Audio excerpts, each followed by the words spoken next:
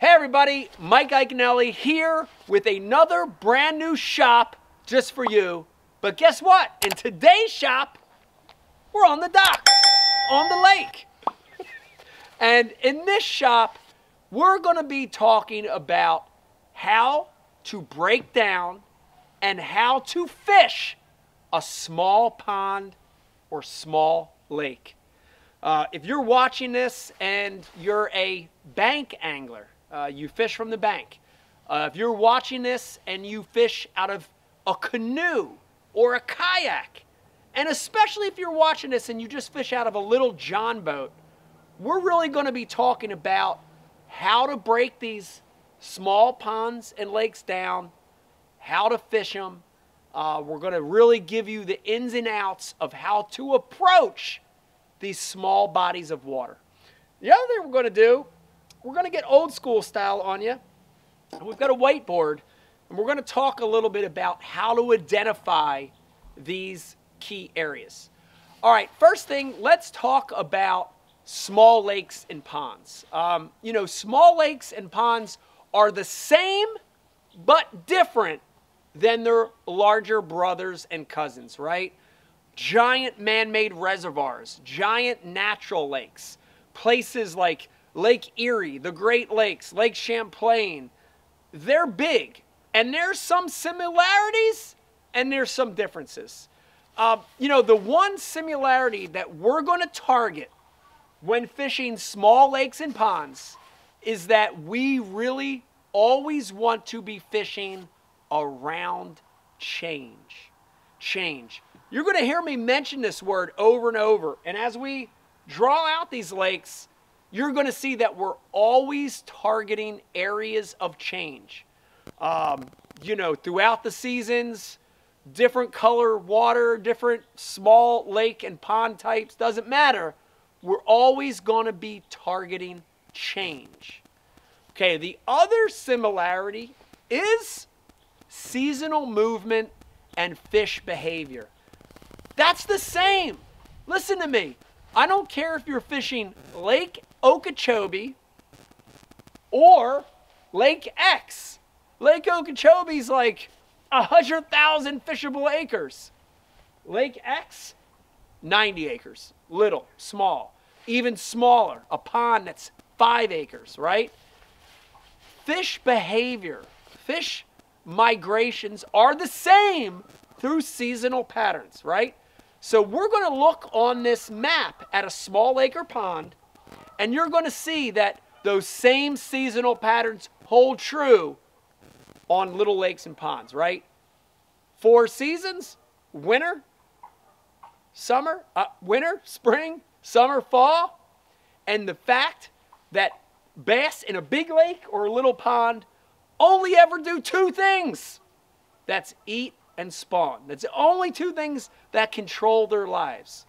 So there's a lot of similarities, but there's also some differences. And some of the differences include available cover. We're going to look at that on this map when we draw it out, but a lot of these small lakes and ponds, they don't have the sheer amount of cover that these bigger reservoirs and lakes have, right? Some of these lakes don't have a lot of contour depth change, but they're still going to use them, even small change. A lot of these small lakes and ponds don't have a million docks on them. They don't have bluffs. They don't have, you know, laydowns everywhere. Some don't have vegetation. So some are more void of those cover and structure situations, but they're going to use what's there the same way. Last but not least, a lot of these small lakes don't have the access, ramps and stuff that the bigger ones have. But if you're bank fishing in a canoe or a john boat or a kayak, you're in good shape. All right, let's break it down. And we're going to draw a very generic lake. But as you look at this lake and as we go through the features, I want you to keep in mind that all these generalities can transfer to different shaped ponds, different shaped small lakes, right? But we're going to give you some generals. All right, let's start. And by the way, I'm not an artist, so keep in mind that I'm only so good at this. All right. Almost all of these ponds, small lakes, little tiny water reservoirs are going to have a dam area and a headwater area, or an area that feeds the fishery, feeds the lake. So, you know, in its simplest form, most of these lakes have... And by the way, I'm not an artist, but we're going to draw a typical small lake or pond and kind of identify the areas that these fish are going to use. All right, let's start. And most of these lakes, 90% of these lakes and ponds have a dam area, and then they have a headwater area that feeds the lake. Okay, so down here, we're going to start with our dam. And a lot of these are man-made dams, right? Some of them are earthen dams. Some of them are riprap. Some of them are concrete seawalls. But it's an area that was dammed to fill up the reservoir, fill up the lake. A lot of these lakes kind of have, you know, just a very meandering design to them. And then, you know, they'll just kind of run around, right?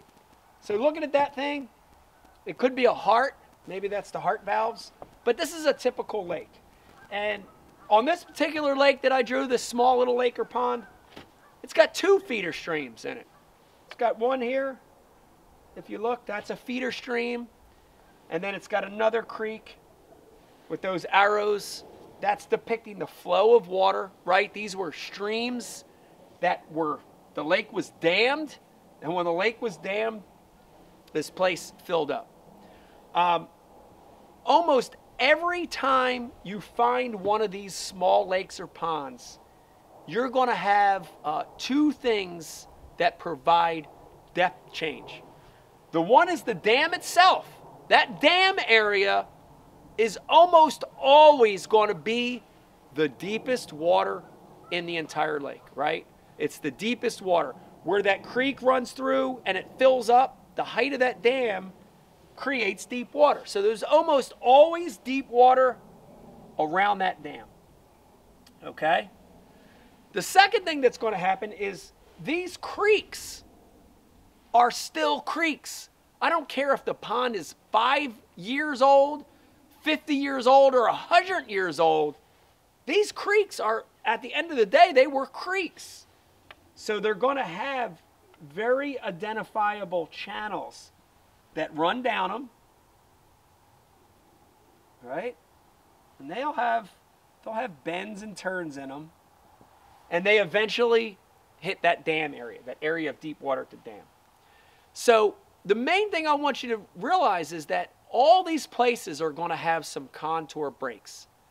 Even if they're only a foot or 2, sometimes half a foot, these areas, these creeks, the dam, there's going to be contour change there. And anytime you have contour change, it's a migration route, okay? All right, we're going to break this lake down, and we're going to go over the 4 seasons and where we're going to fish. Keep in mind, the rule of thumb, just like a big lake, we always want to fish change. We want to fish cover and structure right in these areas. Okay, let's start with the winter.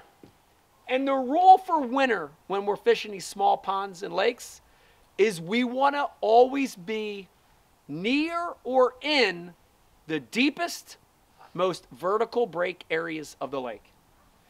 With a small lake or pond, it's easy because there's only one of those areas, and that is the dam. So in the winter, I really want to focus in on this dam area. And in that dam, I'm going to have that deep vertical break, right? Cold water conditions, the deepest, most vertical break areas of the lake, okay?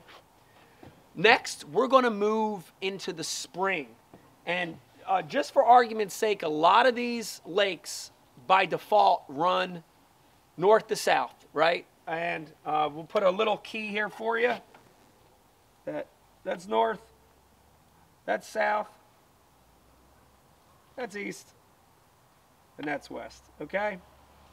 And in the spring, these fish that winter in the deepest, most vertical break areas of the lake, the dam area, are going to start their migration to protected shallow flats, protected shallow creeks, pockets, and coves, especially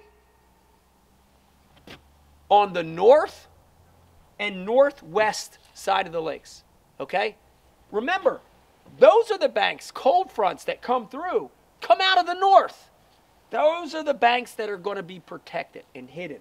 So, you know, I can identify this wintering area with a W. I'll circle it.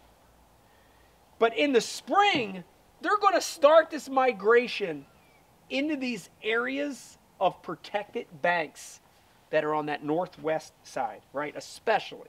So, you know, I can put an S there for spawn. Look at that protected bank. I'm going to put an S there for spawn. And even though this one's on the southwest side, it makes a nice shallow flat in there. Here's another spawning area. So in the spring, as that water warms, these fish that were in the deepest, most vertical break areas, they're going to head back to these spawning areas. They're going to begin their migration. But just like in big lakes and big reservoirs, they're going to move along a very specific kind of cover. And remember what we talked about? Those creek channels? See those dashes? There's our main creek. Here's our little secondary feeder. Even a little tiny depth change, a foot, a half a foot, 2 feet, that's the highway that those fish are going to move around. So they're not randomly going to head to that spawning area. They're going to travel along those contour breaks, those old creek channels. That's how they're going to move. So when I look at that in the pre-spawn, I'm following that creek, areas where it touches the bank. Like this is a great one because see how it hits that point? Great staging area. These fish are traveling up this creek. I'm going to target that break line as it heads toward a spawning area. I'm looking for any isolated pieces of cover, change. It could be a lone dock sticking out on the bank. Love that.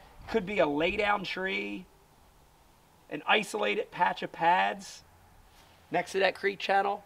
All places the fish will stop before they spawn. They're going to spawn in that spring period, right on those flats and protected banks. Here's the great thing. You ready? As we transition to summer, the fish are post-spawn. And guess where they're going to move to? They're going to move along those same creek channels, heading toward their summer pattern. All right? Let's get into the summer pattern. And here it goes. Okay? 3 words on small lakes and ponds in the summer. Deeper, thicker, or current.